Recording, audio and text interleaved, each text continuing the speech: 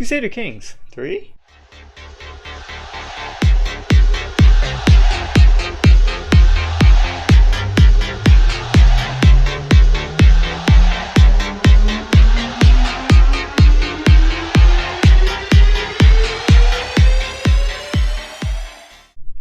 Nice one, dude. Crusader Kings 3 is a grand strategy game created by the talented fellows over at Paradox Interactive, where you take the place of a dynasty, a family line, an absolute line of great individuals. When one dies, you become your heir in a bizarre soul transference, which, as you can imagine, in the medieval period, that happened a lot. The game was released on September 1st, 2020, and it was a sequel to the very surprising Crusader Kings 2, which was released 8 years ago. When looking at the game Crusader Kings 2, what is that? I'm sorry. Just looking at Crusader Kings 2, it just makes me violently sick. Oh. So the first thing you might notice from Crusader Kings 2 to Crusader Kings 3 is how much cleaner and nicer it looks. You can easily see where and what everything is. It's all uniform, nice. Whereas in Crusader Kings 2, there's like 15 different map types, all the icons just look the same. The map is a monstrosity of colors and borders. I honestly can't tell what's going on 95% of the time.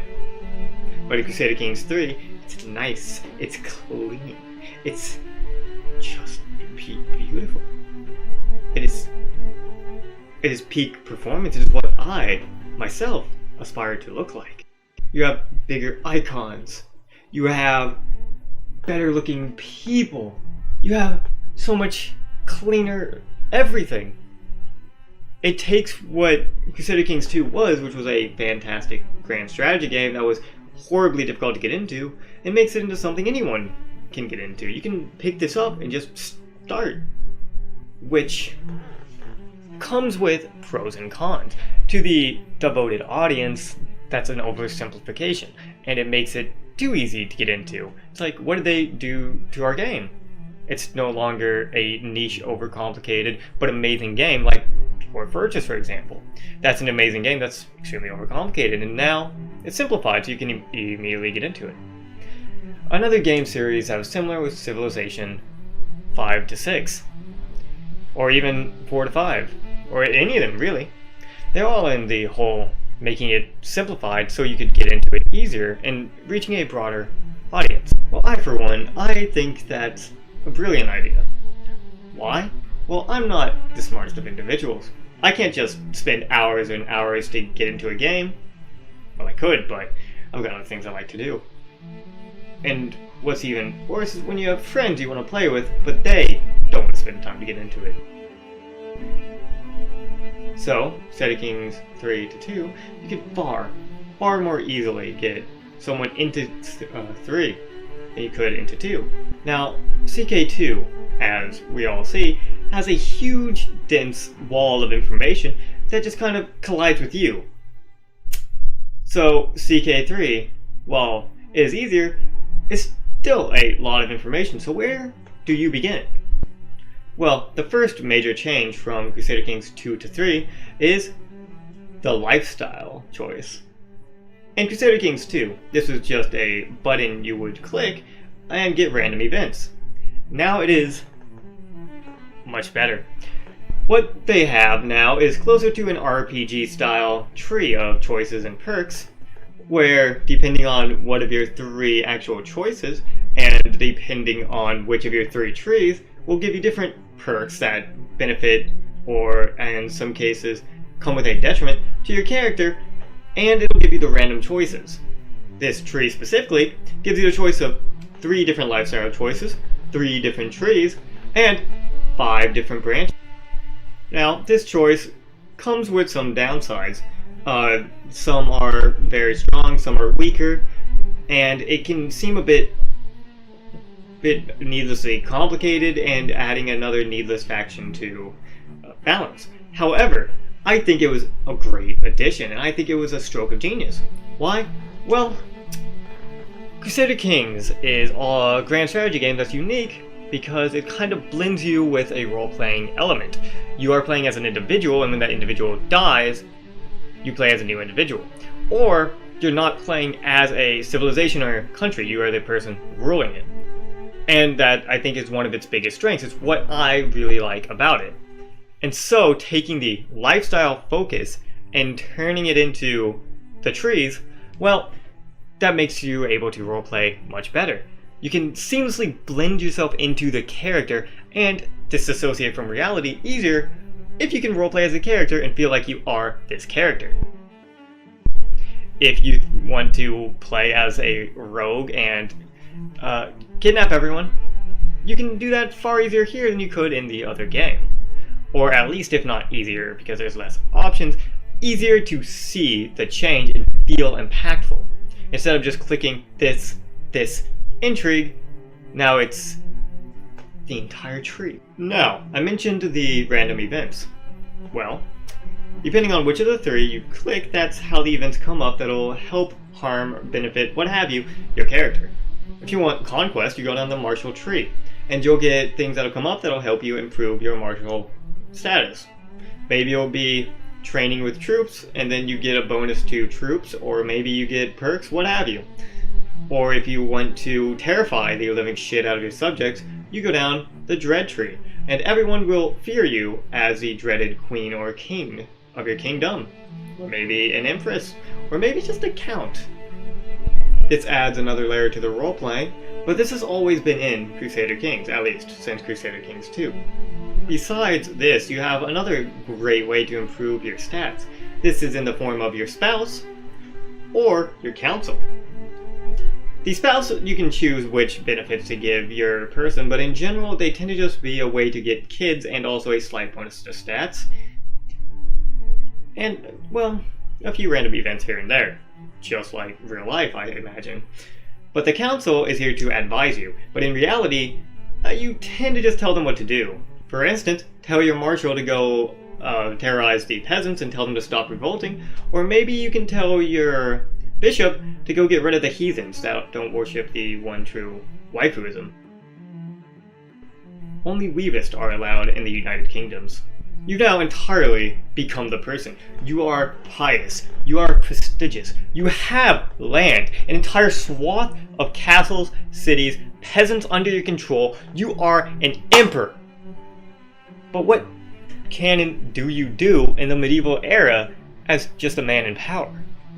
Well, that can be broken down into quite a few categories. First, focusing on the other realms. May that be improving diplomatic relation, conquest, or setting up for conquest. For example, let's say you want to unite the Empire of Britannia.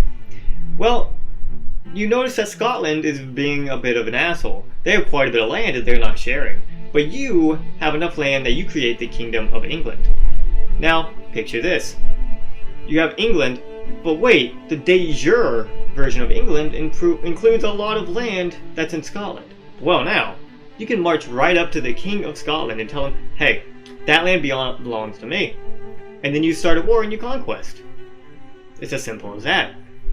Other ways include marrying off your daughter in a matrilineal way, so maybe you can get some claims later. You marry her to let's say the King of Scotland's one of his sons, then you just kill a few of them, and now your daughter's in line. Well, if it was matrilineal or not, that gives you sort of a case to say why you should be able to take that land. Now, I don't understand how a lot of this works, but I know there's some very, very clever ways to completely take huge swaths of land by de jure, which is your right to own that land. The next category is focusing on your own realm. May that be creating vassals, taking land from vassals, making duchies, or building up infrastructure, such as making castles or things like that that'll just make you stronger in the long run because it'll give you taxes and more men. Or taking land from vassals, so they'll hate you, but hey, who cares if they're scared of you? And then the final branch or container of what you can do in this game is the decisions. These range anywhere from going on a pilgrimage to one of your holy sites, throwing a feast, or making a kingdom of your own. Maybe even refounding the Holy Roman Empire. The choice is kind of yours, and you can choose what you want to work towards. Now, I will say these tend to be a little barren right now, as it kind of shoves you into the loop, where you will just go on a pilgrimage, wait for that to be done, go on a feast, wait for that to be done, and then, go on a hunt. This is a problem with the game currently, that there just isn't too much in that realm to do. You can have endless hours of fun just conquesting and going around doing whatever you want, but the basic decisions currently just kind of range from spending gold to gain prestige or spending gold to gain piety. There are a few decisions you can unlock by doing other things, such as the ability to kill yourself or the ability to make a new religion, but these are sort of one-off chances. They don't happen too frequently. And a lot of them is kind of dependent on what religion you have, such as one of them tells you the ability to kill yourself. It's kind of interesting. You need to have faith in order to kill yourself. You can't just choose, hey, today's the end of my life. Now, I was talking about conquest and how you can do some clever things, like taking huge swaths of land. But this game is unique. There's a very special way to go about getting land and how you can actually declare war. In other games like Civilization, you can just say, fuck you, Saudi Arabia, and declare war, and suddenly you're at war. There may be diplomatic penalties, like they may not like you, but hey, you're going to take their land and they honestly can't stop you. In Crusader Kings 3, you can't just declare war. You have to have a reason. People need to support you, and you need to tell them, hey, there's a reason I'm declaring war. It is my right to take what you have. There's a few ways you can just do this. Different cultures and different religions give you different ways to do this. At the base level, you can use your bishop. This is different from Crusader Kings 2, where you could have used your diplomatic advisory to fabricate a claim on the land. And this is basically saying, hey, my king has a right to this county and you can go to war over it, and it immediately goes to you. Other ways include with Catholicism, or if you create your own, like the weebist society I constructed, you can cause holy wars, and you go take land from the infidels.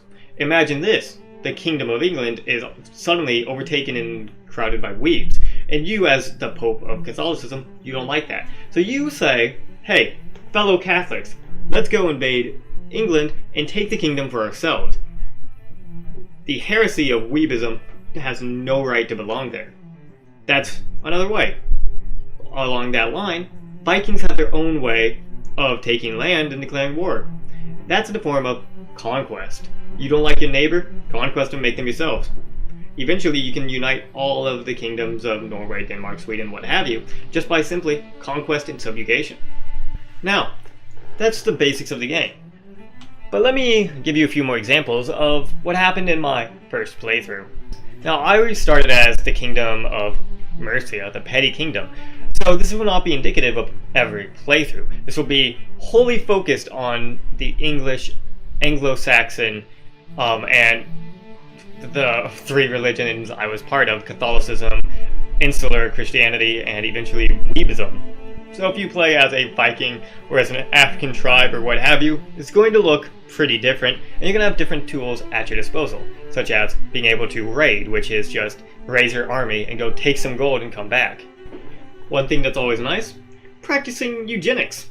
You see a beautiful, intelligent, or healthy woman, you can marry her to yourself, who is a man presumably in this example, and then suddenly pass these congenital traits on until you create the perfect specimens. But who cares if there's a risk of inbreeding when you can make a pure blood that is just stronger than that average stock. Notice that the Pope is being ornery. Create your own religion and spread it throughout the world. Notice that this religion also breaks down the barriers of love. Who cares? Seduce your own daughter and have a grandson and a son at the same time. Focused on your family or your religion, take a nice stroll to your dungeons. But wait, you're a sadistic queen that's one step away from breaking psychologically. So torture and maim your inhabitants until you get a stroke of genius and turn them into an art project.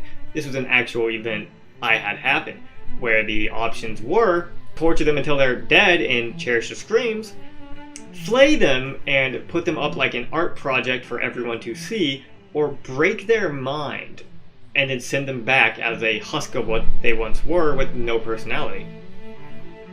I shudder every time I think about this quest line. It was amazing, but amazingly grotesque and dark. It just makes me feel horrible just experiencing it. This game really has no cohesive limits. It's a veritable medieval sandbox in your computer backyard. If you see something, you generally have a way to do it. And if you can't do it yet, give the developers a little while and they'll create a DLC that lets you do it. The only real limiters is how much people know you, how much God knows you, or how much money you have. But that's kind of also the issue with Crusader Kings 3. Crusader Kings 2 has had 8 full years of development with DLC being added, making it a much, much deeper game, while 3 was just released, and so we're still waiting for the DLC to come out. So if you're interested, you might want to wait and see what the first DLC is before hopping on. But if you like what I've said and like what you see, go ahead and pick up the game now. You will not be disappointed. It is a great game, and you can still have hundreds of hours of fun. However, the game is still in a very foundational setting. You can't do all that much besides just conquesting and making bigger. And where in the other game, Crusader Kings 2, at the end of the game it tells you how you stacked up against other families, this game doesn't really have that. It just ends and tells you to get the fuck out. So the game is far from perfect. However, the game is still very fun. And that's really what you want from a game. You're not looking for some art project that destroys the medium and gives you something that's probably unfun but wholly unique. You want something that is decently unique, fun, you can play it, and most importantly, it's fun. And Crusader Kings 3 is that in spades. It's fun, it's still pretty unique, and it takes the good parts of Crusader Kings 2 and improves upon them. If you think Crusader Kings 2 looks archaic, this will be a great step up for you. But if you want something that's very deep and complicated, you might just still want to play Crusader Kings 2 until DLC gets added to CK3. But for me, I'm glad I spent $80 to pre-order it the day before an impulsive decision. I still had fun. Oh boy, that was quite the video, wasn't it? Well, I'm glad you watched to the end, and I have a proposal for you. If you want to schism from society with the rest of the weebs, or as I like to call them, the weebist, then make sure you hit that subscribe button, and you can follow the Pope as well. Of course, they'll come with it some things such as holy wars, pilgrimages, you name it. We will be invading the Holy Land of Japan to take it back for our rightful hands of the weebist order, but that comes with the territory. Now, I hope you enjoyed this talk about Crusader Kings 3 and maybe gave you some insight so you know whether you want to play it or not. If anything you saw was interesting, you can buy it on Steam or various other places. If you want to save a little money, there's always Humble Bundle as well. Now, if you want to see any other videos like this, I have a whole host of them on my channel.